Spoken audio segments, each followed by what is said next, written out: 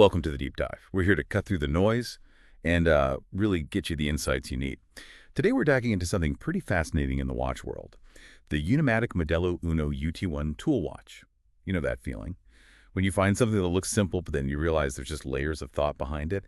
That's what we're doing today. Our mission is to unpack what makes this watch not just any tool watch, but one specifically for enthusiasts.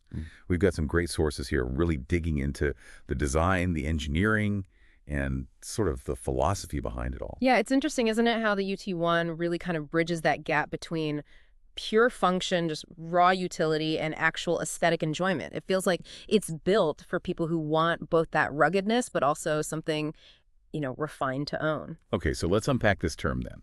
Enthusiast's tool watch. What's the real difference there? I mean, compared to those perfectly good, simple, practical watches, often under, say, $500 US, because the UT1 itself is right around that mark, isn't it, about 425 euros. And the UT4 model, the one without the rotating bezel, that's even less, like 350 euros. So what makes the UT1 special for us? Right, that's the key question. For enthusiasts, it's often much more than just hitting certain performance numbers or specs. We tend to look for specific design choices, certain features, things watch collectors really appreciate. It's about getting that emotional satisfaction, that aesthetic pleasure, alongside the basic function of telling time reliably. Right. And this next point, I think, really highlights that. It's where UNIMATIC made a really interesting choice. The movement. Let's get into the heart of the watch. The Seiko SII VH31 caliber they picked for the UT1. Now, okay, it's quartz, but it's part of Seiko's Swede second quartz series, which means, and this is the kicker, it has a sweeping seconds hand. Not the usual tick, tick, tick of quartz. It's actually a neat movement, though kind of rare. Been around maybe a decade. Exactly, a sweeping hand on a quartz. So why do that? I mean, doesn't a sweeping hand usually use a bit more battery, maybe still last up to 3 years, standard quartz accuracy, 10, 15 seconds a month? Sure. Yeah, it does affect battery life slightly, but the why is fascinating. It comes down to what enthusiasts, what collectors often prefer visually, that smooth sweep. It mimics a mechanical watch. Okay, so it's an aesthetic choice aimed squarely at watch lovers. Precisely. It's a perfect example of balancing that pure utility quartz accuracy and robustness with something that just looks and feels better to a collector. It elevates the quartz experience, you could say. That makes a lot of sense. So from that interesting core, let's look outward. The dial, the bezel, what you actually interact with. The UT1's dial is pretty striking. It uses Arabic numerals for the hours, which is actually quite different for UNIMATIC. They usually go for geometric shapes, right? Yeah, typically dots and bars. This is much more field watch or classic diver inspired. It's very clean, symmetrical, no date window cluttering things up. And the legibility looks fantastic. High contrast, black and white, no shiny bits reflecting light. Absolutely. And for darkness, of course, they've used superluminova. Good lume is crucial for a tool watch. And then there's the bezel. It's a unidirectional rotating timer, standard stuff there with a black aluminum insert. But here's the twist. The numbers on the bezel run backwards. Backwards. Okay, that sounds odd at first. Why backwards? Well, think about countdowns. For specific timing tasks, maybe like mission timing or perhaps even free diving, counting down is what you need. So it's a countdown bezel. That's a specific choice. Very specific. It adds a layer of function for certain users. And to stop it being too serious, too purely functional, they added that little pop of orange on the seconds hand and a bit of dial text. Right, just a touch of personality. I like that. It breaks up the otherwise very sober look. Exactly. It shows thought beyond just the raw specs. So we've got the look, the feel, the movement. Yeah. But a tool watch has to be tough, right? Yeah. Let's talk durability. The UT collection, it meets MIL STD 810H for shock resistance. That sounds serious. It is. That's a U.S. military standard for environmental stress testing. Rigorous stuff. And we know quartz is generally tougher than mechanical against shocks, but, well, you can still break them with a hard enough hit. True.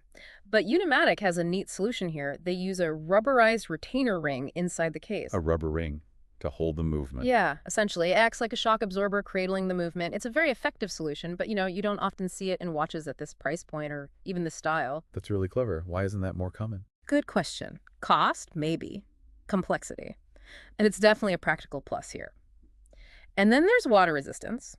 300 meters, which is solid diver territory, with a proper screw-down crown. Standard for a diver style, yeah. But here's what's not standard, especially at the sort of entry-level price. UNIMATIC actually pressure tests every single case individually. Everyone, wow. Usually that's batch testing, right? If at all for lower-priced watches. Exactly. That's a level of quality control you normally expect much further up the price ladder. It shows real commitment to the tool aspect. It really does. It's almost overkill in a good way. You could say that. Okay, what about the case itself? How does it wear? It's the standard Modello Uno steel case, right? With that nice sandblasted finish, very Yeah. tool-like, not flashy. Yep, classic UNIMATIC shape. And it has a flat sapphire crystal over the dial. Sapphire's good. Tough. Does it have anti-reflective coating? It does, but only on the underside of the crystal. Ah, okay. Is that maybe a cost thing or a deliberate choice? Probably a bit of both. Coating the underside avoids external scratches on the coating itself, keeps costs down slightly, but still cuts down significantly on reflections. It hits a practical sweet spot for this price. Makes sense. And the size? It's 41.5 millimeters wide, about 13.2 millimeters thick, and roughly 49 millimeter lug to lug. So fairly standard modern diver dimensions. Sure. How does it feel on the wrist? It wears maybe a little on the larger side, partly because the straps are 22 millimeters wide. It has presence. And it comes on that black nylon strap. Looks pretty thick, sturdy. Yeah, it's a double thick nylon strap. Gives it that rugged, almost military feel. Very durable. And I suppose being mostly black and white, you could swap straps easily, put it on leather or rubber or different colored nylon. Absolutely, that's one of the appeals. It's a strap monster, as they say. Looks good on almost anything, so you can really personalize it, make it your own. You know, listening to all this, what really clicks for me is how this watch embodies that whole idea of a tool. I personally have a real soft spot for watches that are just built for a purpose, meant to survive, meant to be reliable. But this deep dive shows UNIMATIC taking that idea and adding, well, layers for people like us, people who really love watches. That's a great way to put it. For the enthusiast, I think a tool watch needs more than just function. It needs that personality, that refinement. And that almost always comes down to thoughtful, talented design, which UNIMATIC clearly brings here. Yeah. So the Modello Uno UT1, it really feels aimed squarely at someone looking for a well-designed, capable tool watch, but at that more accessible entry-level price point. And crucially, it feels crafted with the enthusiast specifically in mind. Are there any downsides, though? Any compromises an enthusiast might pick up on later? I mean, besides maybe wishing for a mechanical movement, which would Right. change everything. Well, the AR coating only being on the underside might bother some purists, perhaps. Maybe the aluminum bezel insert isn't as premium as ceramic, but again, that's price point. And like you said, the biggest compromise for some would be the quartz movement itself, but that's also its strength in terms of cost and durability. It really depends what you value most, and that's okay. If this specific mix doesn't appeal, there are tons of other great watches out there. Sure. So to wrap it up then, the UNIMATIC Modello Uno UT1. It's a fantastic example of a tool watch that goes beyond just utility. It's built for the enthusiast who really appreciates that clever design, the subtle engineering, and that strong sense of purpose. Yeah, and this whole discussion kind of makes you think, doesn't it? How our idea of a tool can be about more than just function. It can include that emotional connection, that aesthetic satisfaction. A really well-designed object becomes more than just a thing you use. It can be something you genuinely enjoy and connect with. So maybe a final thought for everyone listening. What tools do you have in your life that you value for reasons beyond just what they do? What gives you that extra satisfaction? Makes you think?